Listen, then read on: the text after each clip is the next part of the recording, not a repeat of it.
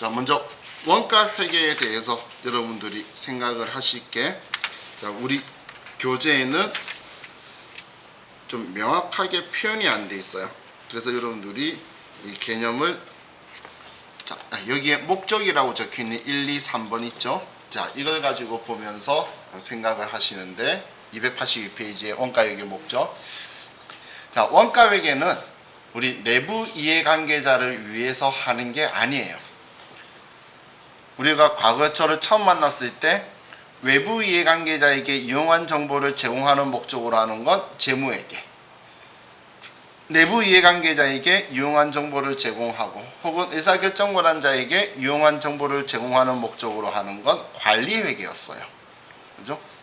그럼 이 원가회계는 뭐 내부 이용자다 외부 이용자다 그런 사람들을 위해서 하는 회계가 아니고, 자, 우리 재무회계가 외부 이해관계자에게 유용한 정보를 제공하는 목적으로 하는 건데, 그럼 재무회계에서 외부 이해관계자에게 유용한 정보를 제공하는 수단이 뭐였죠? 그 수단이 재무제표였죠.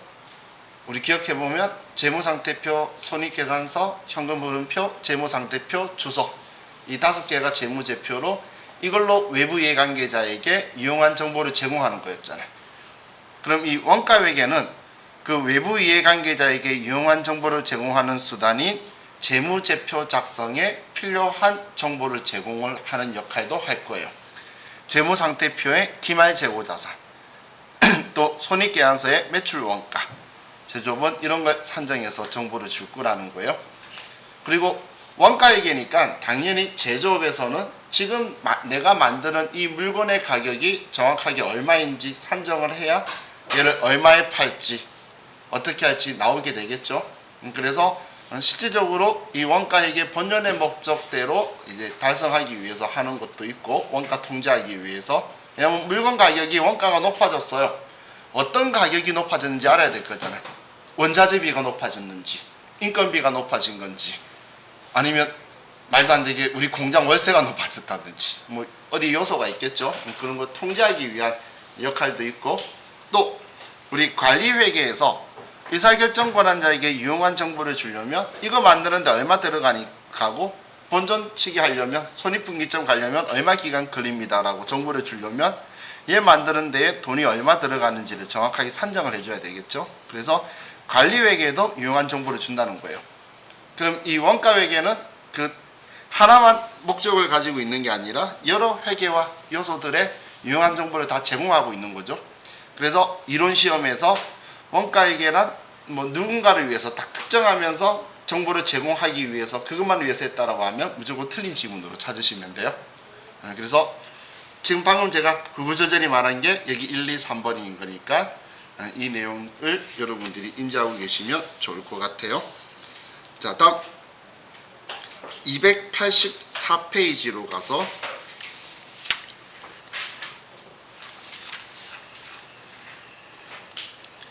자, 이제 원가 개념에 대해서 볼 건데, 자, 우리가 필요한 원가에 대한 용어들을 제가 먼저 설명을 드릴게요. 자, 먼저 286페이지에 가서 자, 원가의 분류라고 적혀 있는데,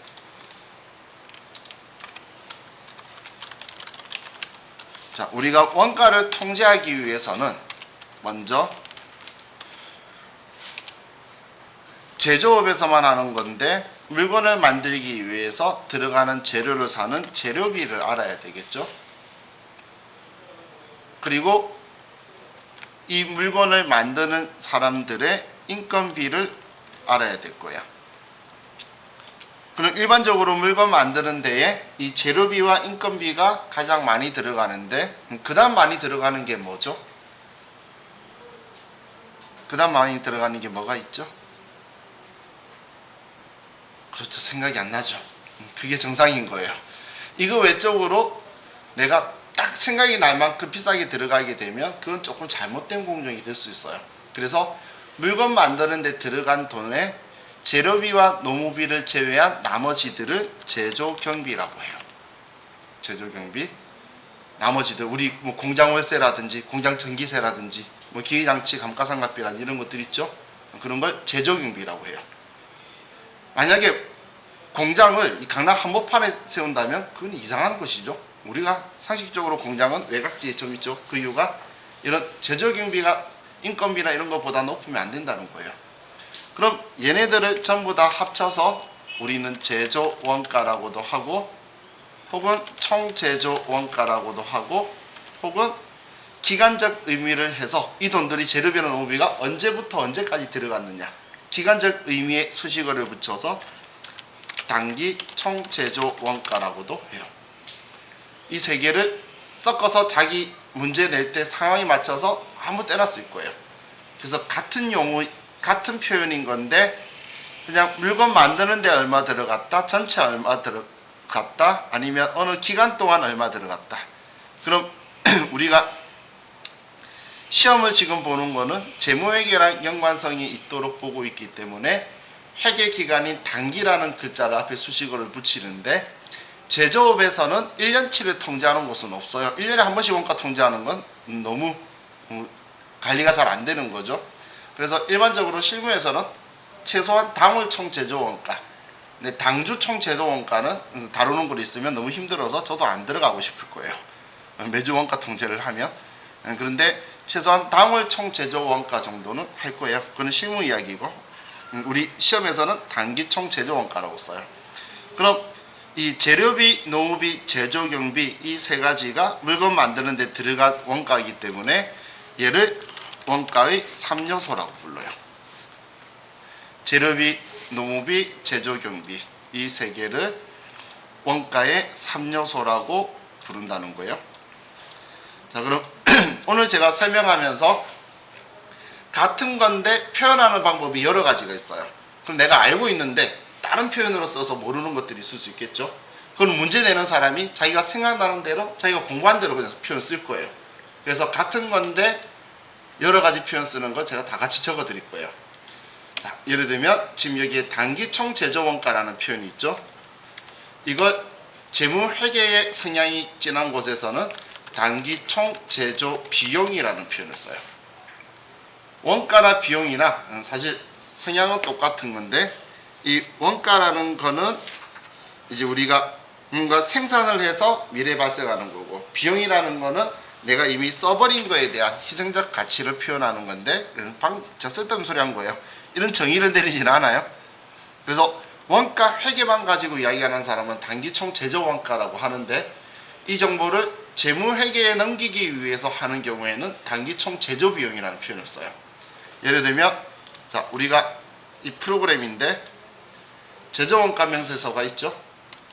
그럼 전기분이든 원가 명세서든 원가 명세서든 들어가 보면 원재료비, 노무비, 경비, 제조경비가 있고 1, 2, 3번을 다 합쳐서 단기 총제조비용이라고 적혀 있죠.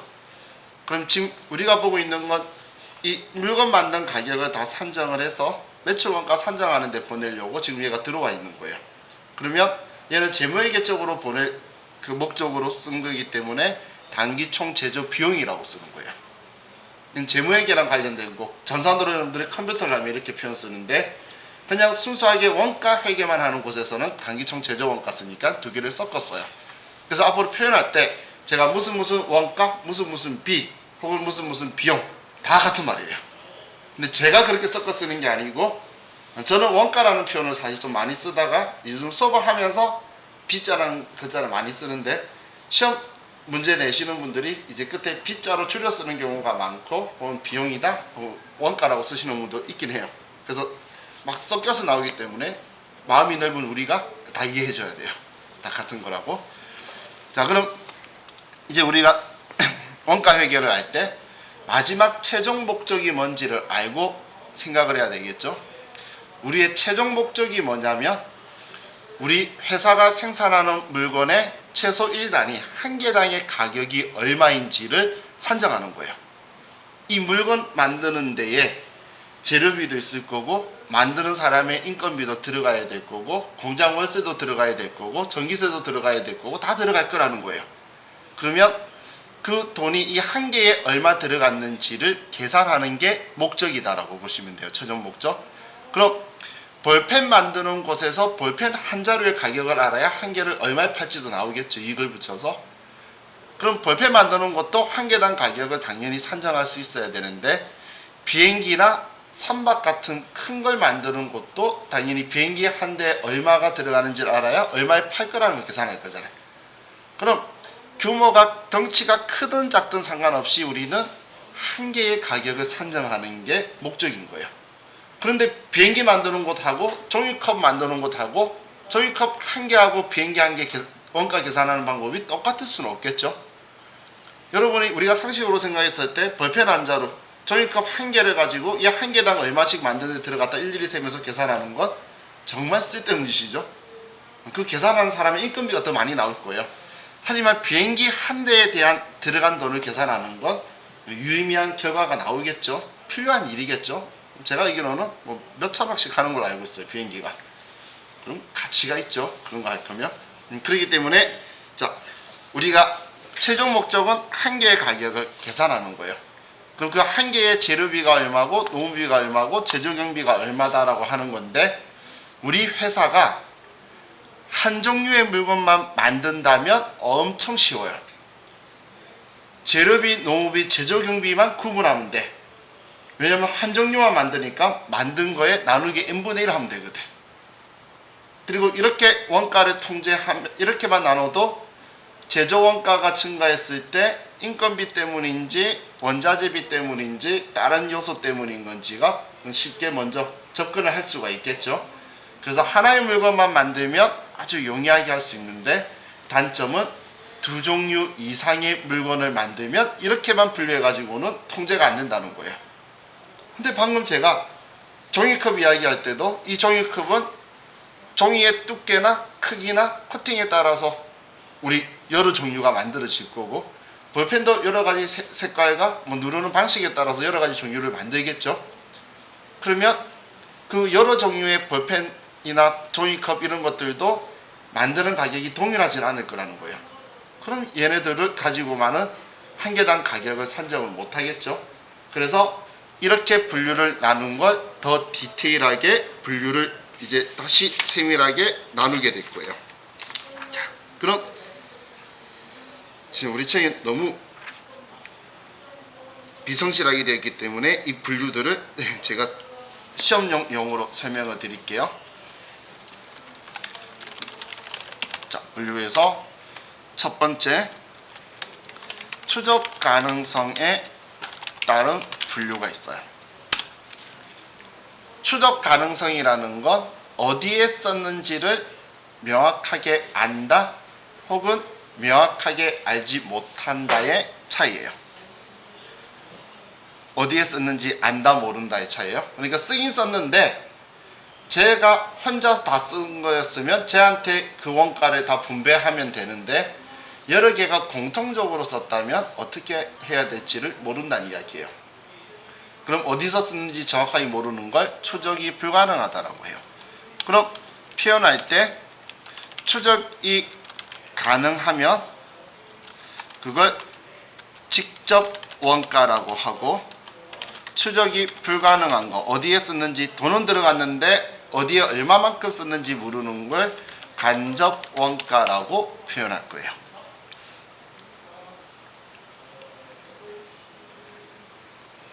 그럼 얘를 직접비, 간접비라고도 부를 거예요. 그럼 추적 가능성에 따라서 직접 원가, 간접 원가로 분류를 나누는데 자, 그럼 우리 재료비는 어디에 쓰는지 추적이 가능한 재료비를 직접 재료비라고 할 거고, 어디에 썼는지 추적이 불가능한 걸 간접 재료비라고 할 거예요. 자, 직접 재료비, 간접 재료비라고 말하는 이 기준은, 얘는 자, 예를 들면 자, 여러분들 그 땅콩 과자나 호두 과자 파는 포장마차 같은 거 본 적 있으시죠? 그런 거 본 적 없으신가요?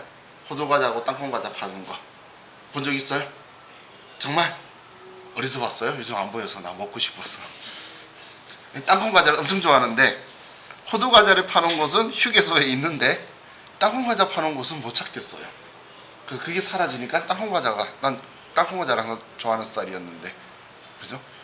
그럼 그래서 혹시 동네 보이면 저한테 기뜸해 주시면 지나가는 길에 전 사 먹을 거예요. 땅콩 과자 왜 안 팔지? 나만 좋아하나?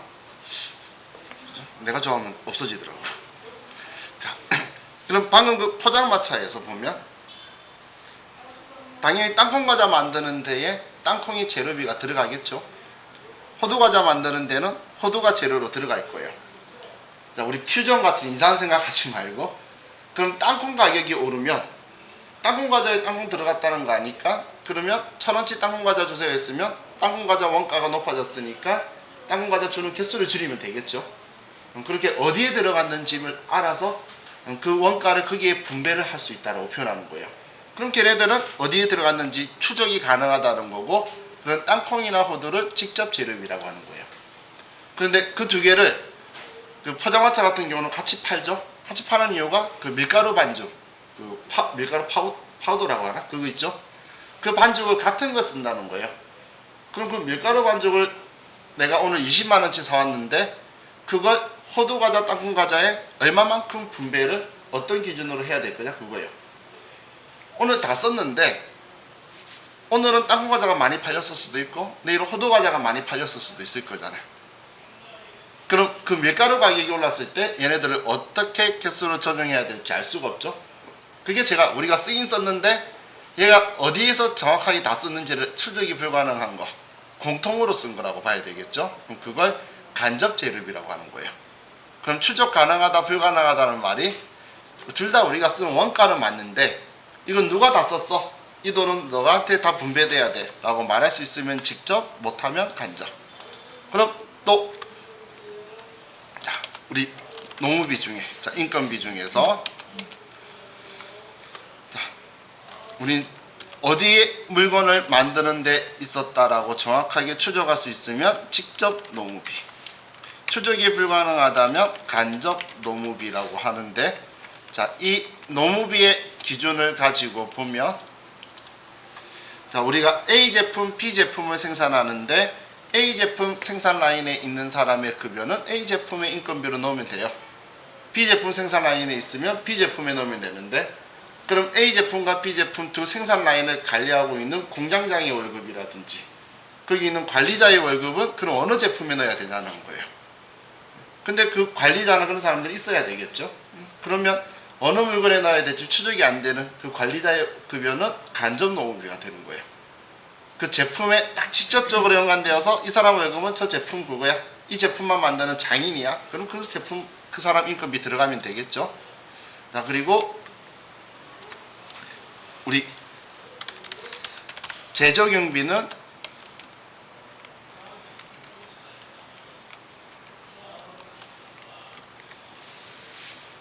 추적이 가능하면 우리는 직접 제조경비라고도 하고 직접 경비라는 표현을 좀 더 많이 써요. 직접 경비다. 그리고 추적이 불가능하면 이걸 우리는 간접 경비라고 표현할 거예요.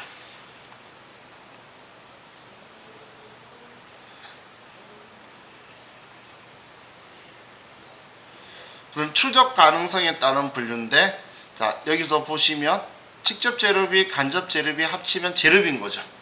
재료비를 추적된다 안 된다로 나눈 거예요. 또 직접 노무비, 간접 노무비를 합치면 노무비가 되는 거죠, 그냥. 또 직접 경비, 간접 경비를 합치면 제조 경비가 되는 거예요. 무슨 말인지 이해가시나요? 그럼 재료비, 노무비, 제조 경비를 합치면 단기 총 제조 원가가 된다라고 했죠. 그죠? 이거 세 개 합치면, 자, 보면 제가 재료비, 노무비, 제조 경비를 합치면 단기 총 제조 원가가 된다라고 했어요. 지금 이 세 개를 합치면, 그럼 다른 말로 하면 직접 재료비, 직접 노무비, 직접 경비, 간접 재료비, 간접 노무비, 간접 경비를 합치면 단기 총 제조 원가가 된다고 볼 수 있겠죠.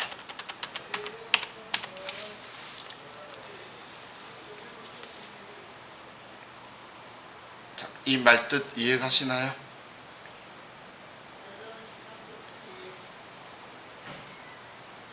지금 이 세 개의 합이 지금 보면 이 세 개의 합이 단기 총 제조 원가니까 이 6개의 합도 단기 총 제조 원가다 그 이야기예요. 그냥 지금 있는 재료비를 추적 가능성에 따라서 나누기만 한 거잖아요. 이미 이해가시죠? 자, 그럼 여기에서 또 우리가 지금 원가 통제를 하기 위해서 2개 이상 만드는 것에서 통제하기 위해서 분류를 나누고 있는 중인 거예요. 근데 이 원가 통제에서 어디에 들어갔는지 아는 건 거기만 분배하니까 의미가 있는데 어디에 들어간지 모르는 공통적으로 들어간 이 세 개를 분류를 나눠서 계산하는 건 쓸데없는 짓을 지금 3번 하게 되는 효과가 나오겠죠. 그래서 우리는 원가를 쉽게 통제하기 위해서 간접 재료비, 간접 노무비, 간접 경비를 전부 다 합쳐서 이 세 개를 제조 간접비라고 표현해요. 지금 이 세 개를 합쳐서 제조 간접비라고 한다 그 이야기예요. 이 세 개를. 자, 그리고 이번엔 참고인데 직접 경비는 현실적으로 발생이 미비해요.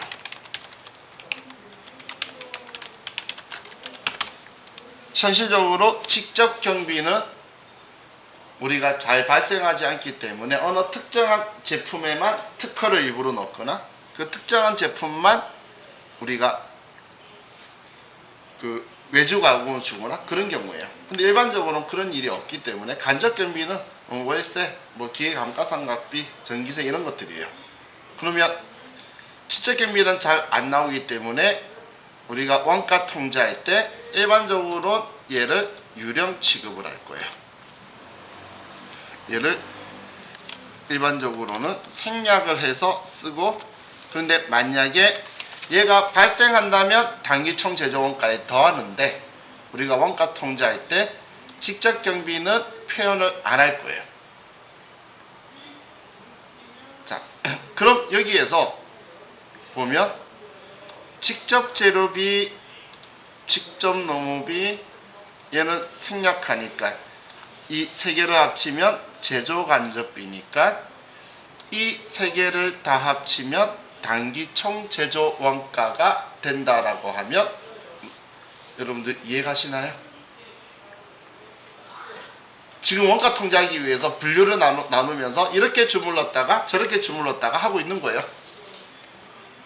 그럼 자, 우리는 직접 재료비, 직접 노무비, 제조 간접비 이걸 합쳐서 단기 총 제조 원가라고 하는데, 이 직접 재료비, 직접 노무비, 제조 간접비를 우리는 제조 원가의 3요소라고 해요. 제조 원가 3요소. 위에는 원가 3요소였고 이번엔 제조 원가의 3요소라고 해요.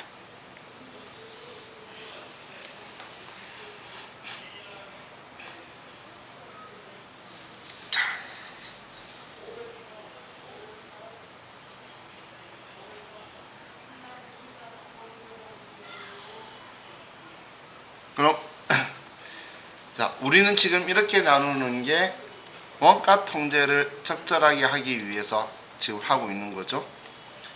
그렇기 때문에 여기에 직접 재료비, 직접 농업비 얘 둘이를 합쳐서 우리는 얘네들을 직접 원가다 혹은 기본 원가다 혹은 기초 원가다 이렇게 불러요.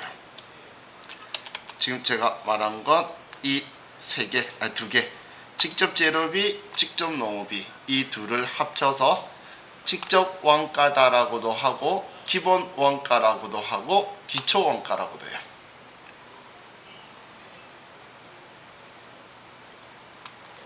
자, 그리고 직접 농업비, 제조 간접비 이 두 개를 더해서 우리는 가공 원가라고도 하고 그리고 얘네들을 전환 원가라고도 해요.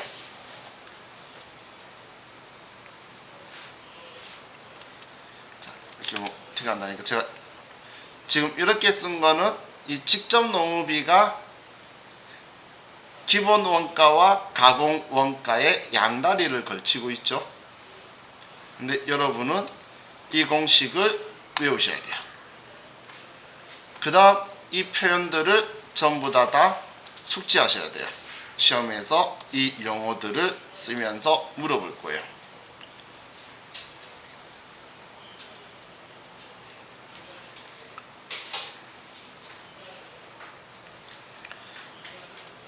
자, 그럼 제가 글로 다시 정리를 해드리면 이런 이야기예요. 직접 재료비와 직접 노무비를 더하면 이걸 직접 원가다 혹은 직접 비다 혹은 기본 원가다 혹은 기초 원가라고 한다는 이야기예요.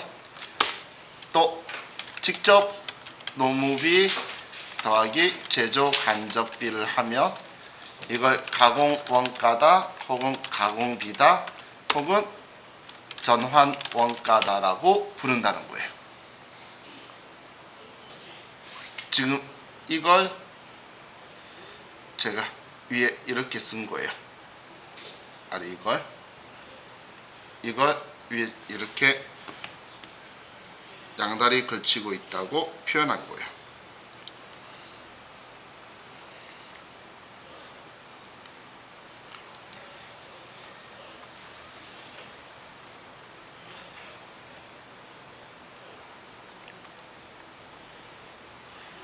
그럼 이렇게 생각할 수 있겠죠. 직접 재료비와 직접 농업비를 더한 게 기본 원가니까 얘네들이니까 기본 원가에 제조 간접비 더하면 단기총 제조 원가가 될 수 있겠죠. 또 직접 농업비 제조 간접비의 합이 가공 원가니까 직접 재료비에 가공 원가를 더하면 단기총 제조 원가라고 할 수가 있겠죠. 그죠?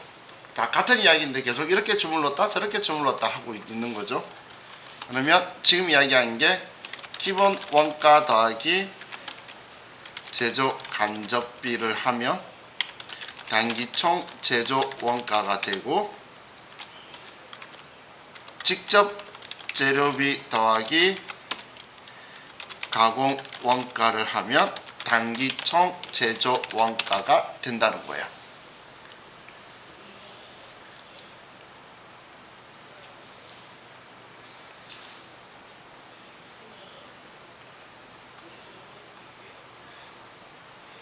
결론은 지금 얘네들이 이야기한 게 결론은 제가 여러분들이 이걸 알고 있는지를 물어보려고 이런 형태로도 물어볼 거예요.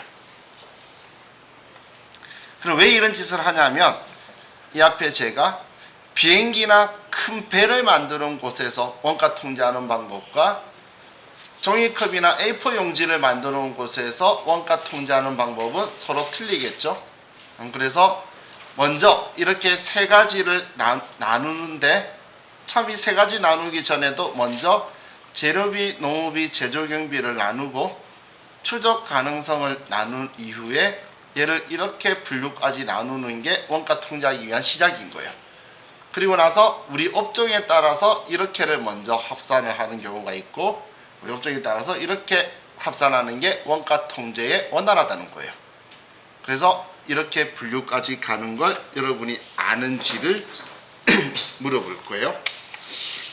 자, 다음은 지금 이야기가 간 건 제가 우리 문제 풀기 위해 추적 가능성에 따른 분류에서 연결되는 걸 쭉 뒤에 끝까지 설명을 드린 거고, 자, 이번 두 번째는 원가 행태에 따른 분류예요.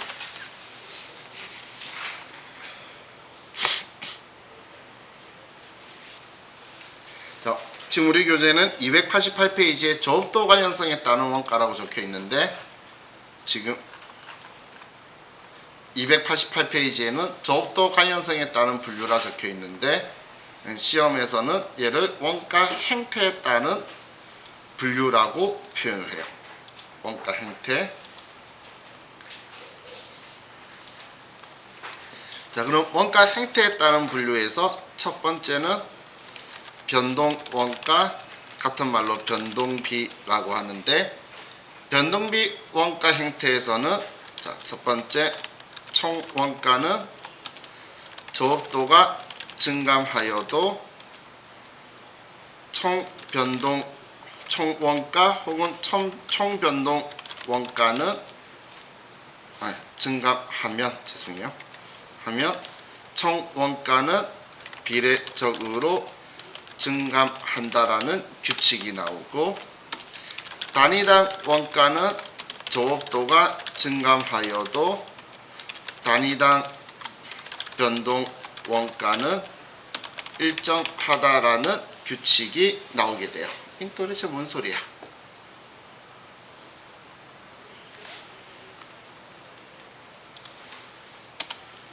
자, 제가 예를 들면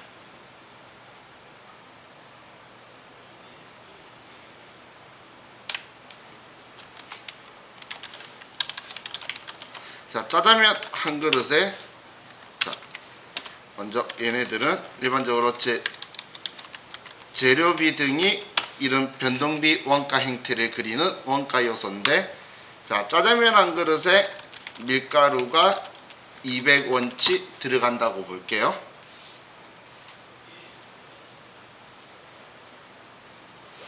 자, 그럼 짜장면 한 그릇에 밀가루가 200원 들어가는데, 자, 제가 우리 여기 한글 파일에서는 그림을 못 그리기 때문에 제가 이건 그림은 그렸다가 지워야 될 것 같아요. 자, 보면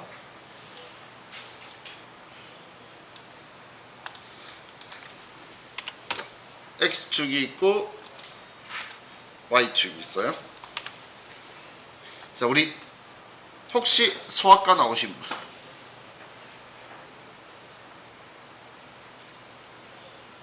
고등학교 졸업한 지 얼마 안 되신 분?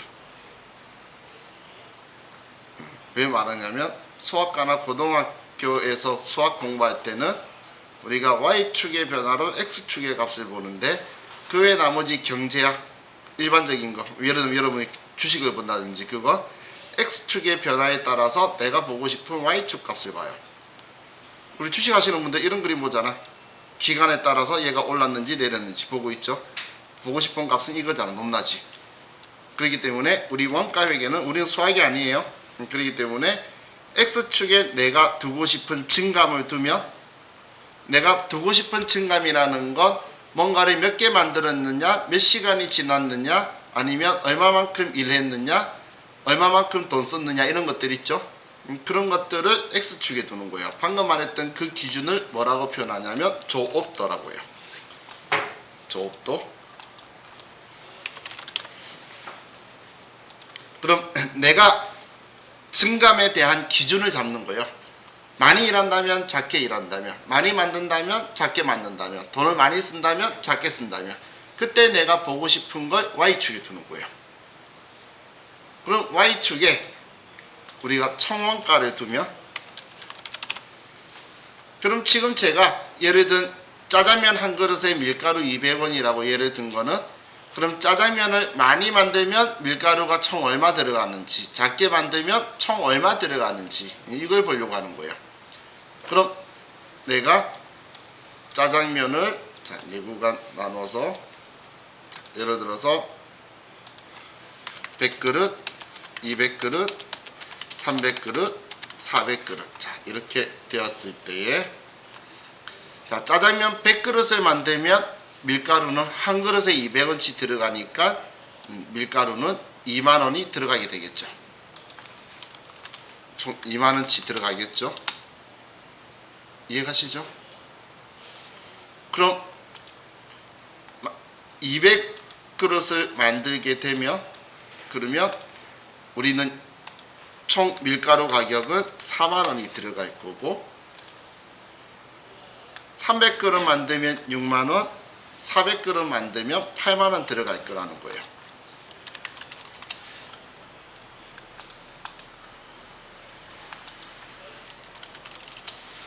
자, 그럼 이 만나는 점들을 이렇게 찍어서 연결을 하면 우리는 우상향 곡선이 나오게 되죠. 명하신 똑똑한가 봐. 저는 어릴 때 고등학교 때 저게 직선이지 왜 곡선이에요 라고 말했다가 선생님한테 맞아 죽을 뻔했어요. 근데 이걸 곡선이라 부르더라고요.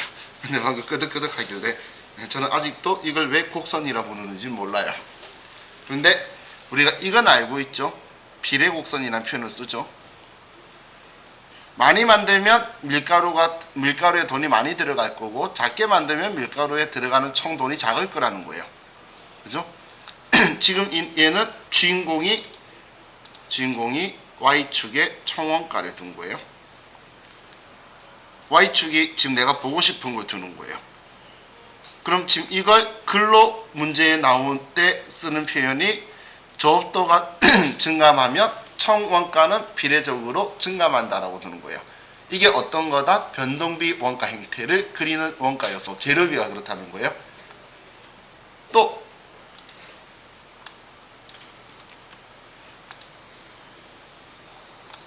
이번에는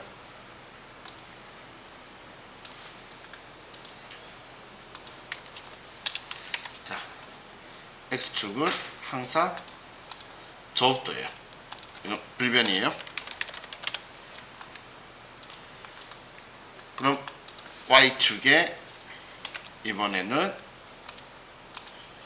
단위당 원가를 두는 거예요.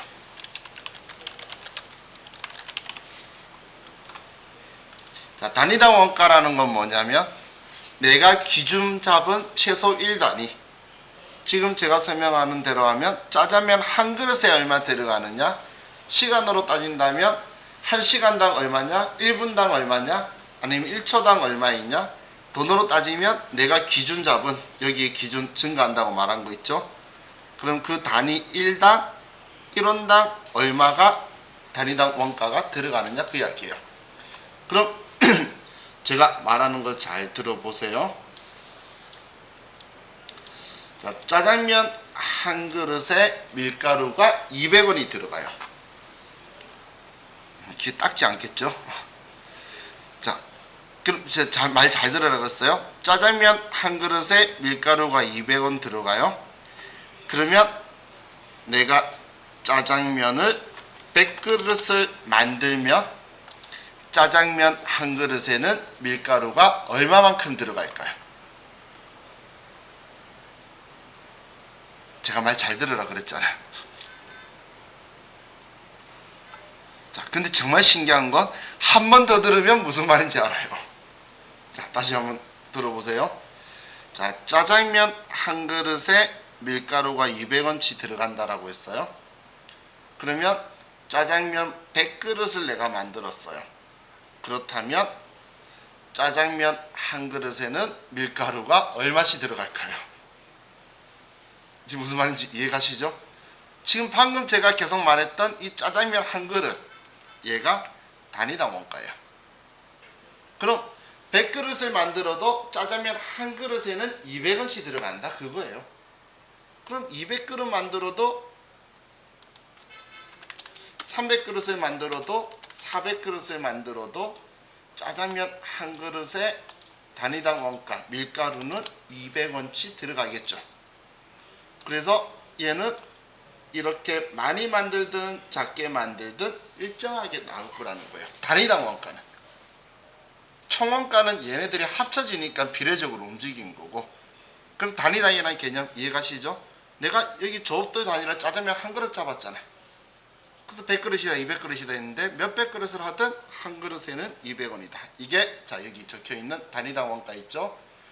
조업도가 증감하여도 단위당 원가 변동 원가는 일정하다가 변동비 원가 행태를 그리는 요소의 특징이라는 거예요. 이해가시죠? 자, 참고로 제가 이 파일을 카페에 올려드리는데 이 그림은 지워질 거예요. 근데 이 그래프도 기억하셔야 돼요. 그래프. 근데 그래프를 지금처럼 막 디테일하게 선이 아니라 이렇게 이런 그림으로 기억하시면 돼요. 변동비 총원가 그래프는 비례 그래프로 이렇게 되더라. 변동비 단위당 원가 그래프는 일정하게 나오더라. 자, 이렇게 여러분들이 기억을 하시면 돼요. 이 그림은 같이 왜냐면 그림도 나오고 글도 나와요. 얘는 나오는 빈도가 높아요. 심지어는 세무 2급까지 이게 계속 나올 거예요. 아니에요. 세무 1급까지 나와요. 세무 1급 엄청 많이 나와요. 그럼 기억해둘 만은 하죠. 물론 여러분들은 다음 주 토요일이 지나면 얘를 까먹을 거라는 걸 알아요. 하지만 또 미래에 또 들으면 들은 적이 있는데 하고 또 생각이 날 거니까. 자, 그럼 지금 본 거는 거꾸로 생각하면 많이 쓰면 총원가가 증가하고 또 우리가 많이 쓰든 작게 쓰든 단위당 원가가 일정한 이런 원가 요소를 변동비 원가 행태를 그리는 원가 요소라고 하고 이것들이 주로 재료비들이라는 거예요. 자, 이해가셨죠? 자, 일단 그럼 이제 지우고 자, 두 번째 이번엔 고정비 원가, 고정원가, 자, 고정원가 행태. 여러분들 일하시면서 고정비라는 이야기는 좀 들은 적 있죠? 고정비가 뭐 얼마 나가 그런 이야기 하죠. 그렇죠? 전에 어떤 분이 표현할 때 그 결혼하신 분들 자녀들 용돈 줄 때 자녀들 용돈은 고정비라고 그러고 자기 용돈은 변동비라고 그러더라고. 많이 쓰면 많이 나오서 그 작게 나는데 자녀 용돈은 뭐 10만원 20만원 다 정해져 있잖아요. 그런 게 고정비예요. 그럼 고정비의 느낌은 어떤 건지 알겠죠? 그럼 고정비의 키워드를 먼저 설명드리면 정리를 해드리면 총원가는 조업도가 증감하여도 우리 총 고정 원가는 일정하다라는 거예요. 증감. 방금 말했던 자녀 용돈 뭐 이런 것처럼 고정적으로 나가는 것들 있죠. 그럼 얘는 단위당 원가는 조업도가 증감하면 단위당 고정 원가는 반비례적으로 감증한다라는 거예요. 감소 증가로 반비례한다라는 거예요. 자, 주로 이런 현상이 일어나는 게 기간비용. 기간비용이라는 것 임차료 월세라든지 아니면 감가상각비라든지 이런 것들이 고정비 원가 행태를 그리는 요소예요. 자, 예를 들면 자, 우리 짜장면집 월세가 한 달에 60만원이다 라고 볼게요. 짜장면집 월세가 한 달에 60만원이에요. 자, 그럼 이런 상황에서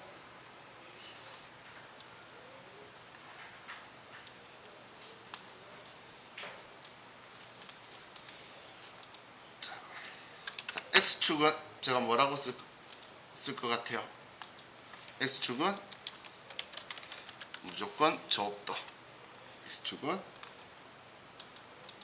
그럼 Y축은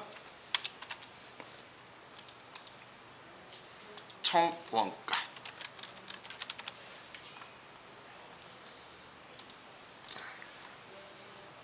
그럼 이제 총원가를 가지고 자, 이 그래프를 보면 자, 우리 중국집에서 짜장면 100그릇 만들 때, 200그릇 만들 때, 300그릇 만들 때, 400그릇 만들 때. 자, 그럼 이때 자, 우리 중국집에서 짜장면 100그릇을 팔아요. 그러면 월세는 얼마일까요? 총 월세는 60만 원이겠죠? 그러면 자, 일단 60만 원이 될 거고, 그럼 짜장면 200그릇을 팔았어요. 그럼 월세는 얼마죠?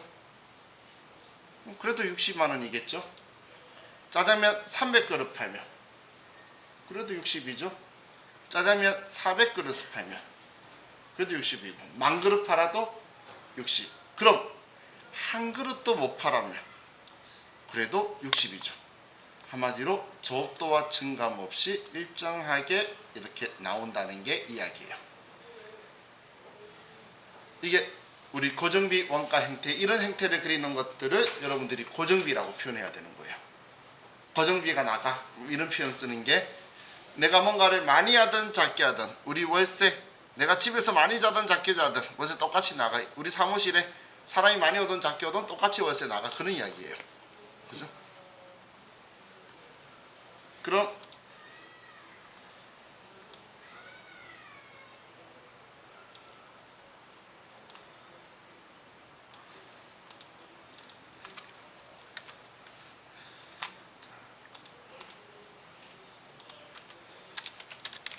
가끔씩 X축은 이제 안 쓰고 싶어져요. 저부터니까. 그래서 여러분도 알겠죠? 비대면 할 때 제일 힘든 게 사실 원가, 이게 이 원가 행태에 따른 분류라서 안 해볼까 생각하는데 매일차 나와서 제가 안 할 수는 없어요. 지금 Y축에 이번엔 단위당 원가. 자, 단위당 원가는 한 그릇, 지금 짜장면 몇 그릇 만든다면 제가 그 이야기 하고 있잖아. 저부터에 두고. 그러면 짜장면 한 그릇에는 사실 모든 원가 요소가 다 들어가 있겠죠. 뭐 재료비도 들어가 있고, 뭐 월세도 들어가 있고, 그 배달하시는 분 인건비, 요리하시는 분의 인건비, 뭐 전기세 전부 다 들어가 있을 거예요. 그럼 지금 여기에서는 월세, 임차료를 가지고 이 한 그릇에 얼마씩 들어갈 건지를 산정해 보자는 거예요. 그게 단위당 원가죠. 한 그릇에 얼마 들어갈 거냐. 그럼 이 앞에는 우리 변동비에서는 밀가루가 얼마 들어가냐라고 했고, 그죠? 그럼 이번에는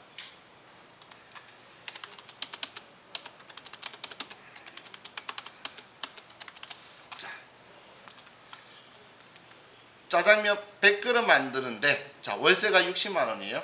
그럼 짜장면 100그릇을 만들면 짜장면 한 그릇에 월세를 얼마씩 분배해야 되죠? 100그릇이면 한 그릇에 6,000원씩 넣어야 100그릇 팔면 월세가 60만 원이 나오겠죠? 일단 이 집은 중국집 망한 거예요, 그럼. 그죠? 그럼 자, 100그릇을 팔면 한 그릇에 6,000원 넣어야 되는데, 그렇다면 200그릇을 팔면 한 그릇에 얼마씩 넣으면 되죠? 그렇죠. 갑자기 절반으로 팍 줄어들죠. 3,000원씩만 넣으면 우리는 200그릇 팔면 60만 원이 된다는 거예요. 그럼 한 그릇에 3,000원씩만 우리가 분배하면 되겠죠. 그럼 300그릇을 팔면 이제 산수 이야기죠. 300그릇이 팔면 2,000원, 400그릇 팔면 1,500원씩 넣으면 되겠죠. 그럼 예 이런 식으로 될 건데, 지금 얘는 결론적으로 모두 다 해놓고 선을 연결하면 이런 형태의 그래프가 나오죠. 우리는 이 그래프를 반비례 그래프라고 하죠. 그죠? 많이 만들면 많이 만들수록 한 개에 들어가야 되는 월세는 작다는 거예요. 60만 그릇을 팔았어. 그러면 한 그릇의 월세는 1원만 들어가는 거예요. 한 달 동안 6만 그릇 팔았어요. 그럼 월세는 한 그릇당 10원만 들어가는 거죠. 이해가시나요? 그럼 많이 만들면 작게 들어가고 작게 만들면 많이 들어가는 이런 걸 우리 반비례 곡선이라고 하는 거죠. 이해가시나요? 그래서 여기 단위당 원가 이렇게 표현한 거예요. 저속도가 증가하면 단위당 원가는 반비례적으로 감소 증가한다 그 이야기예요. 그럼 그래프는 이렇게 기억해야 되겠죠. 고정비의 총원가 그래프는 이렇고 고정비의 단위당 원가 그래프는 이렇게 생겼다라고 여러분들이 기억을 같이 해달라는 거예요. 이해가시나요? 자, 다시 보면 이 이야기예요. 변동비 총원가 그래프는 이렇게 생겼고 변동비 단위당 원가 그래프는 이렇게 생겼고 고정비 총원가 그래프는 이렇게 생겼고 고정비 단위당 원가 그래프는 이렇게 생겼다는 거예요. 이 네 개 그림을 여러분들은 보실 수 있으니까 문제에서 그래서 얘네들을 보고 얘가 어떤 그래프를 그리고 있다. 특히 얘 둘이 헷갈리면 안 되겠죠. 생김새가 똑같죠. 변동비 단위당 원가 그래프와 고정비 총원가 그래프의 그림이 둘 다 일정한 형태로 가는 거니까 이거 구분도 정확하게 하셔야 돼요. 자, 이제 우리 쉬었다가 또 계속 하도록 할게요. 쉬었답니다.